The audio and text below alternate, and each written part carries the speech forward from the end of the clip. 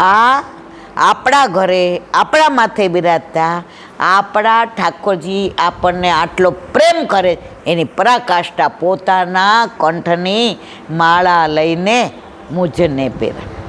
હવે એનાથી આગળ આપણને જો મર્યાદામાં આપણે કાલાવાલા ઠાકોરજીને ભગવાનને કરવાના હોય,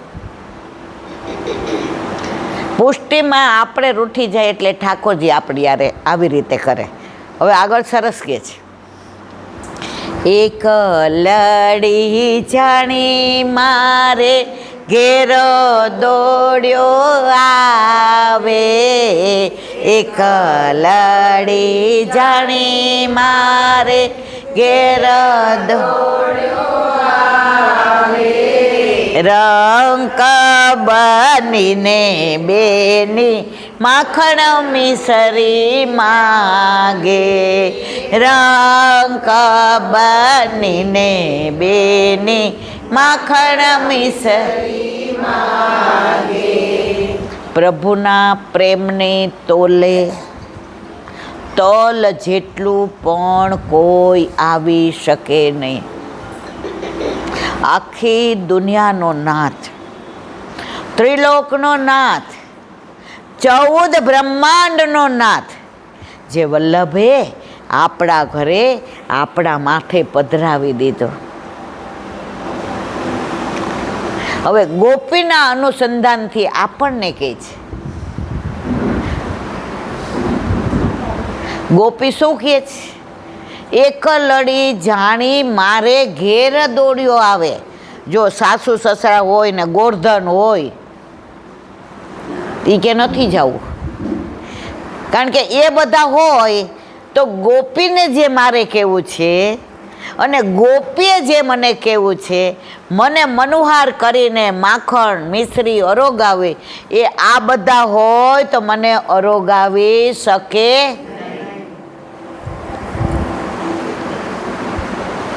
દયારાભાઈને કેવી લીલાના દર્શન થતા. એક લડી જાણી મારે ઘેર દોડ્યો આવે. જુએ કે હા આન સાસુ છીકણી ઊંઘતી ઊંઘતી પંચાયત કરવા ગઈ છે, સસરા ખેતરે ગયા છે ગોરધન ભેગા, ગોરધન એટલે એનો વર.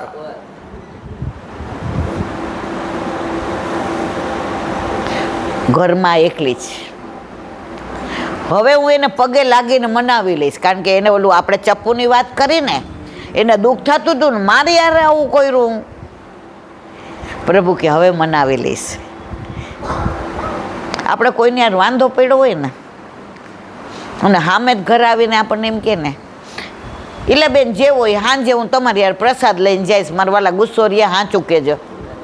મનમાં ગ્લાનિ થાય, ઓરો આના માટે કેવું વિચારતા હતા, બિચારાના મનમાં કાંઈ છે, જો કેવા સામેથી મારા ઘરે આવ્યા, થાય કે ન થાય?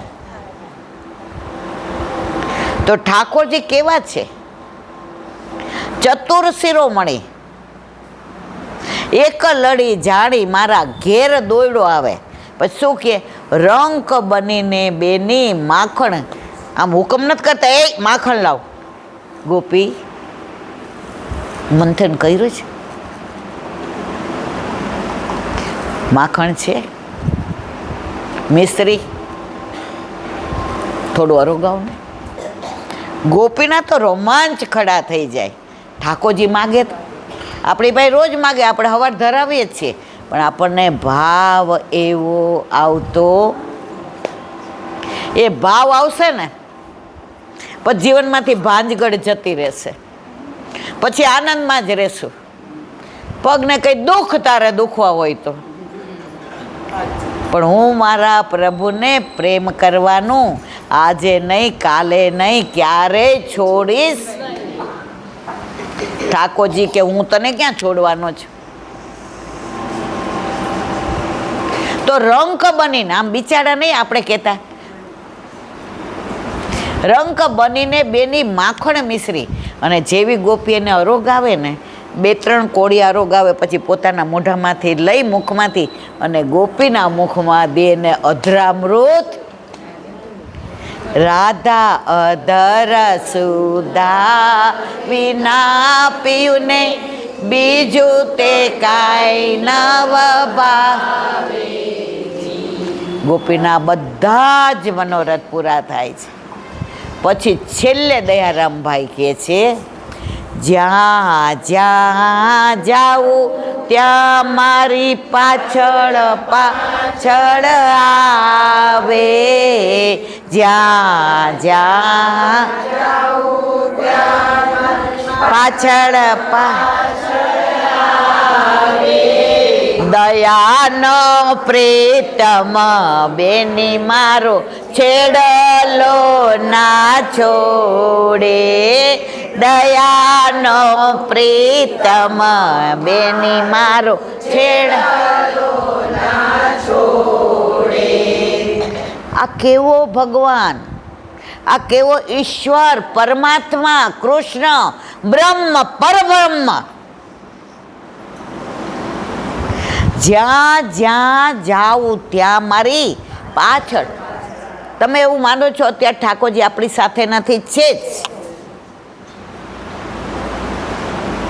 નવનીત પ્રિય શાસ્ત્રીની કથા વાસણામાં હતી. તમે આવ્યા હતા મારી ભેગા કથામાં? હા ને, સાંભળી. તો અમે ત્યાં ગયા હતા. એમણે એક વાક્ય સરસ કીધું. એ કે આ હું ભાગવત વાંચું છું, આ હું કોની કથા કરું છું, કોના ગુણાનું વાત? તો બધાએ કીધું જેણે ગિરાજ ધારણ કર્યો, જેણે ગોપીઓ હારે રાસ કર્યા, જેણે ગોપીઓના ઘરમાં માખણ ચોર્યું, જે ગાયો ચરાવવા જતો હતો, બધું ઘણું કીધું. છેલ્લે એમણે કહ્યું, આમાંથી એક જણ સાચો જવાબ આપે ને તો સોનાની કંઠે ના આપી દઉં. કોઈ ના આપી શક્યો. હું તો ડોબી આજની તારીખમાં. છેલ્લે હમણાં સરસ કીધું, આ ગુણાનુવાદ, આ ભાગવતમાં જે કથા છે એ તમારા ઘરે બિરાજતા તમારા ઠાકોરજીની છે, બીજા કોઈની નથી. તો અત્યારે આપણે આ વાતો કરી, હું શું જાણું રે વાલે, કોની છે? તમે માનો છો? અહીંયા જ છે આપણા ઠાકોરજી. જ્યાં જ્યાં જાવું ત્યાં મારી દયાનો પ્રીતમ બેની. કેડલોય ઘણામાં છે ને ઘણામાં છેડલોય છે, પણ બેનો અર્થ એ કે મને છોડતો. જો આપણે ઓછા નથી, આપણે છોડી દઈએ એવા છે. ઠાકોરજી નથી છોડતા. બ્રહ્મ સંબંધ જ્યારે એક સમય ચિંતા ચિત્તાઈ, દેવી કીવિધ જાની જાય. શ્રાવણ શ્યામલે પક્ષે એકાદશ્યા મહાનિશી, સાક્ષાત ભગવતા પ્રોક્તમ તદક્ષર ઉચ્યતે.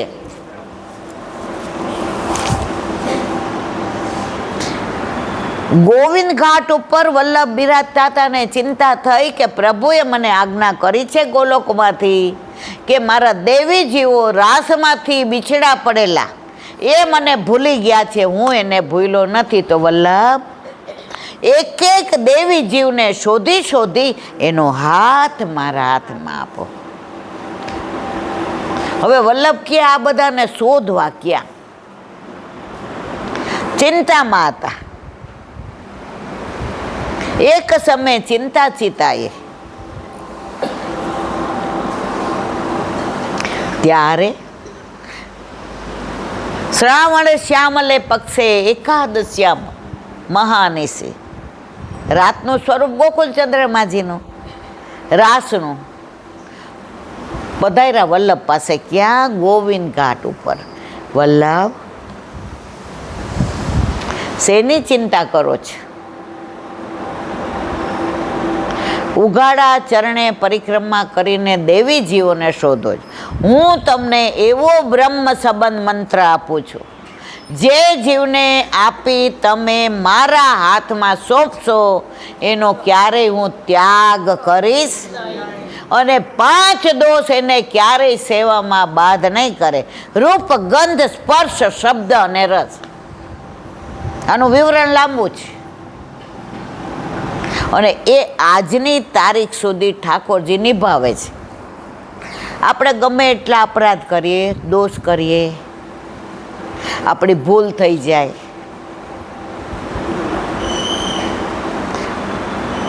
એક બેન કે રાજભોગ ધરાવું ને પહેલાં હું જારી જીભર લઉં. ઈલા બેન, એટલે ઓલી મથની હોય ને એના ઉપર હું ગ્લાસ મૂકું ભરીને, એટલે થાળ તૈયાર થઈ ગયો હોય અને વહુ તુલસીજી પધરાવે અને થાળ લાવે ને તો હું એમ કહું ત્યાં સુધી હું જારીજી ભરું.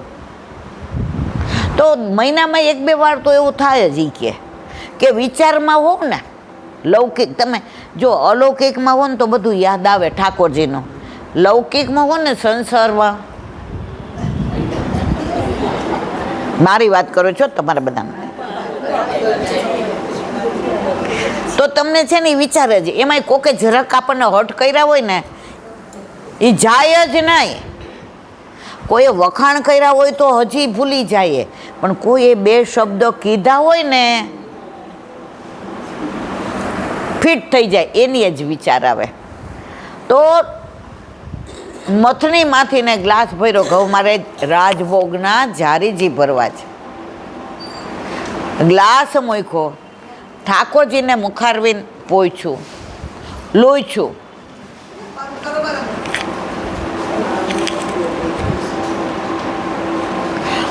અને આપણે કીધું હવે લાવ રાજભોગને થાળ.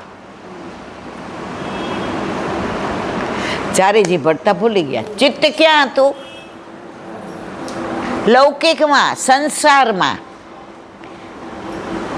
તો આપણને જમી લઈએ પછી પાણી જોઈએ કે નહીં? તો ઠાકોરજી ના જોઈએ. તો આ આપણી ભૂલ થઈ કે ના થઈ? આ તો નાની વાત કરી, અપરાધ થયો કે નહીં? ઠાકોરજી માને છે કે આપણે અપરાધ? ના.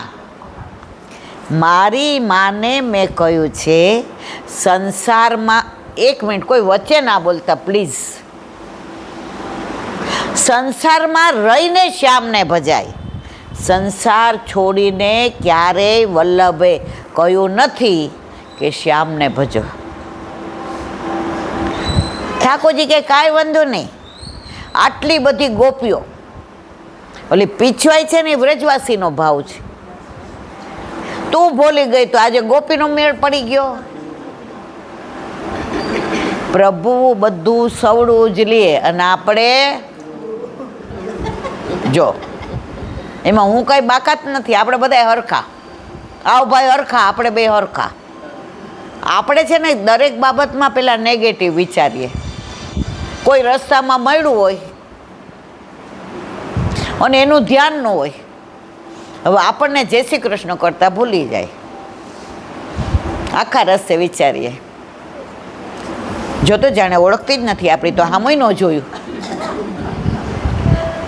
હવે આખા રસ્તે, એ તો ગયા વખતે પ્રસાદ દેતા ત્યારે એને આખા રસ્તે એના જ દોષ જોતા જોતા જઈએ આપણે. આપણું બધું ધોવાઈ ગયું.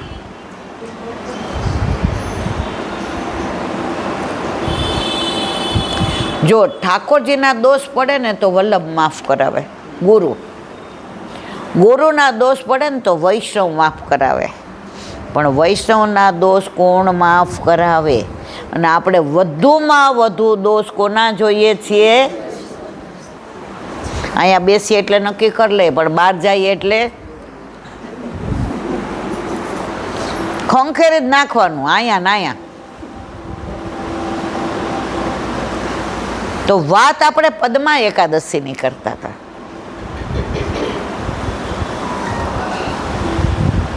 જ્યાં જ્યાં જાવું ત્યાં મારી પાછળ પાછળ આવે. ઠાકોરજી ક્યારેય આપણા ઘરે પધાર્યા પછી આપણને છોડતા. દયાનો પ્રીતમ બેરી મારો કેડલો છેડલો ના છોડે. આપણું નાનું છોકરું હોય ને, હવે બધા આ સ્કૂટર ના આમ તેમ થઈ ગયા. 50 વર્ષ પહેલાં તો આપણે દળાવવા જાય ને તો છોકરો આપણો છેડો પકડી લે. અને પહેલાં વાર ડ્રેસ નહીં નહોતા, સાડી જ પહેરવાની. અને અમારા વખતમાં તો લાજે કાઢવાની હતી ને માથે ઓઢવાનું હતું. હવે આપણે એટલા જલ્દી હાલતા હોય ને તકતકાવતા ઓલાટે હોઈએ કે જા બિચારો ઢળાય પણ આપણને મૂકે નહીં, છેડો પકડીને હાલે. એમ આપણા ઠાકોરજી આપણને એકવાર આપણો હાથ વલ્લભે ગોવર્ધનનાથજીના હાથમાં સોંપ્યો જ તો ક્યારેય છોડતા. તો આ અષાઢ મહિનામાં ઠાકોરજી ગોકુળથી મથુરા પધાર્યા અને એ વિરહ, આ બધી લીલાને યાદ કરી કોણે? ગોપીઓએ. ક્યાં કરી? યમુના કિનારે. જ્યારે પ્રભુ ક્યાંય ન મળે, દુઃખી થઈ જાય, ઉદાસ થઈ જાય, ઠાકોરજી રાસમાંથી અંતર ધ્યાન થયા ત્યારે ગોપીઓ બધાયને પૂછ્યું, જાંબુ નહીં પૂછ્યું, ને આસોપાલવ નહીં પૂછ્યું, પીપળા નહીં પૂછ્યું, તુલસીજી નહીં પૂછ્યું, ક્યાંય મેળ પડ્યો નહીં. છેવટે આવીને રડ્યા ક્યાં? યમુનાજી પાસે. અને ઠાકોરજી મળ્યા ક્યાં? યમુનાજી પાસે. એટલે અહીંયા પણ ગોપીઓ યમુના કિનારે, યમુના તટ ઉપર આંખોમાં અશ્રુ સાથે કહે છે, અરે રે આવું સુંદર મજાનું વાતાવરણ, વાદળનું વરસવું, વીજળીનું ચમકવું, મોરનું ટહેકવું, કોયલનું કુહુ કુહુ બોલવું, પપીહાનું પીહું પીહું, વૃક્ષોને વેલીઓનું ઝૂલવું, પક્ષીઓનું અમારી સામે ભાડવું, યમુનાજીના તરંગ ઉઠવા. અને પ્રભુ આવા મોસમમાં, આવી ઋતુમાં આપ અમને છોડીને ગોકુળથી મથુરા પધાર્યા. આ જે વિરહ કરે છે એમાં વધુમાં વધુ વિરહ પદમાં સખી આ બધું બોલે છે, વર્ણન કરે છે. એટલે વલ્લભે આ એકાદશીનું નામ સમજાયું બધાને?